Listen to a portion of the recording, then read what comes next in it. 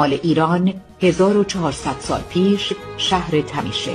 به نقل از جریر طبری، فیلسوف و مفسر قرآن و مؤلف تاریخ طبری که از مراجع معتبر تاریخ اسلام است آمده شهریان چون باج به مسلمانان ندادند، شهر به فرماندهی سعید ابن عاص کاتب قرآن و چند آقازاده مسلمان از جمله پسر عمر، عبدالله و پسران علی ابن ابی طالب، حسن و حسین درآمد.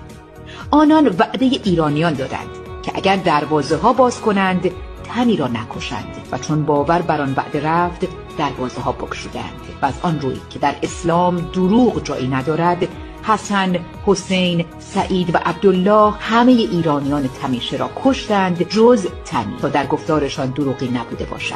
کشتاری وحشیانه در تاریخ که در یاد درختان هیرکانی مانده است اما گویی نه در یاد مردمان آن دیار. شمال ایران 1400 سال بعد.